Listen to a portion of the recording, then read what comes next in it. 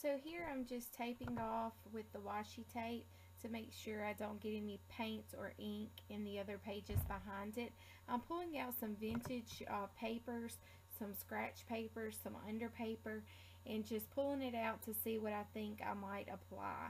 I really don't think too much about this part because I think it's just very important to put something on the page to get everything to start going.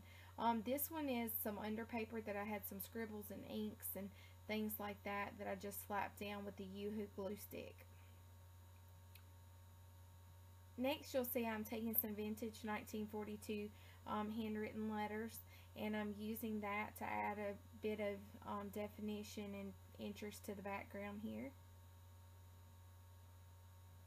I'm adding acrylic gesso. This is Master's Touch from Hobby Lobby with a palette knife. Not complete coverage on the entire page, but just a little here and there. And don't forget to put something behind those pages just so it doesn't mess up any other previous work that you've done. After that's dried, I went back with the Liquitex magenta ink, and I haven't really played around with the inks, so I was just doing a little bit of experimenting. This is, I think that might have been Liquitex teal color. Just going with the brayer and some deli paper there. I then decide that I want to break out the golden high flow acrylic and the indigo blue to the background. And I do the same thing with the brayer and the deli paper. And don't get rid of that paper because you can use that on another journal page or project. Here I'm adding just some yellow craft paint. I decide here in a minute you'll see that I didn't really care for that, so I started adding some high flow gold green to it, just seeing if I could like it, and I still didn't like it, you'll see. But that's okay. You have to make mistakes, experiment, figure out what it is that you do like.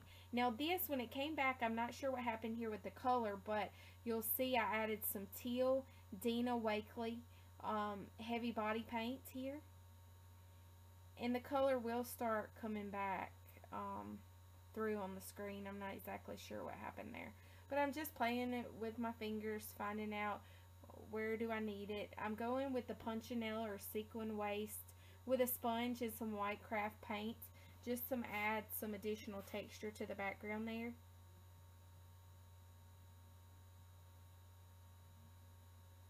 Here I'm taking the magenta Liquitex ink with the my pinky finger, and just kind of making polka dots and different variations there in a few places.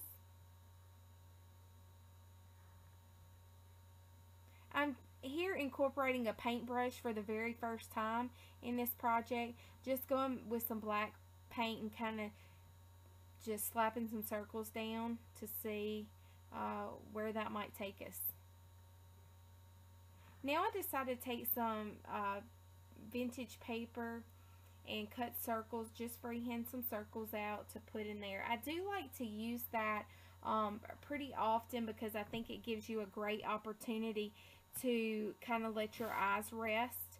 Typically my backgrounds are quite colorful and quite busy, so I think this gives you an opportunity with these papers and the circles to be able to let your eyes rest and give you more additional interest there.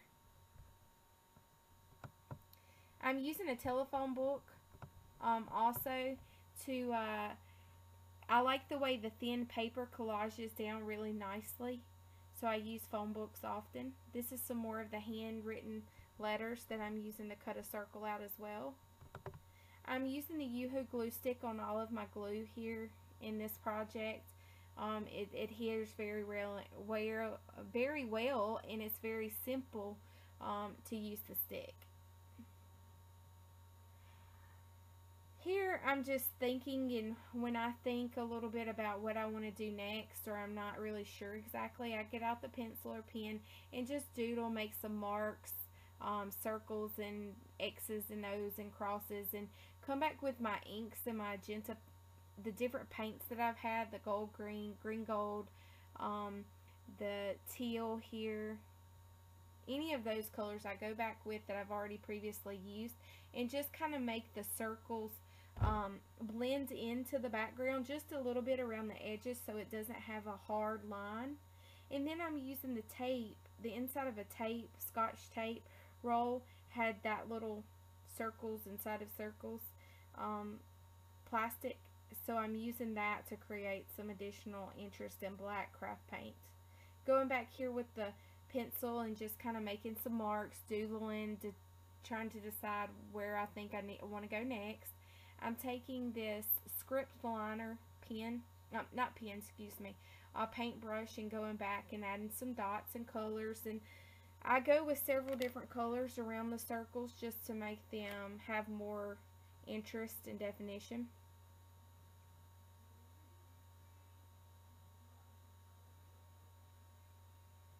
I'm putting some white paint on those circles just to make them continue to pop and lift off of the page. I'm going back with that same script liner and using some of the yellow and some of the white paints here just to make some lines and dashes.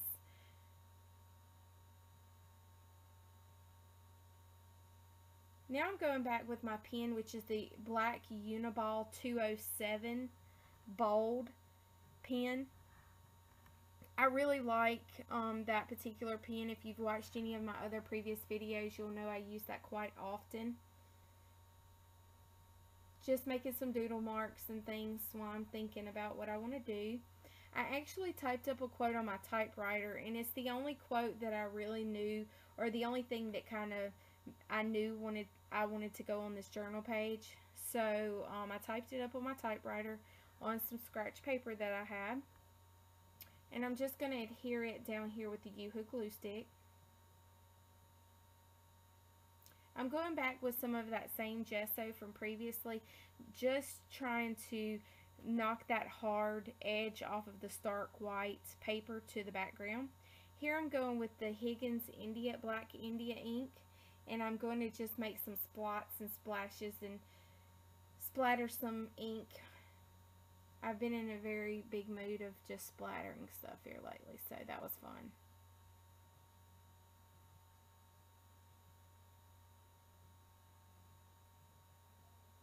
Now here, off camera, I was deciding on what I wanted to do. The quote that you'll see later in the video talks about change. So I wanted to make sure that that was big and bold on the other side, and decided to put that on a tag, which I added just a little bit of color around, and I used some stickers to do that.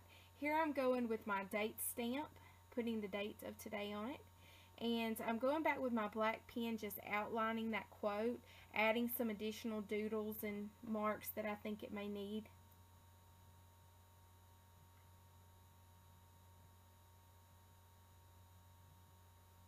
And here's the finished page, guys. I'm going to zoom in here just so you can see some of the details of the page. And the quote says, "If you change nothing, nothing will change." So I hope you've enjoyed this page today, and I look forward to seeing you soon.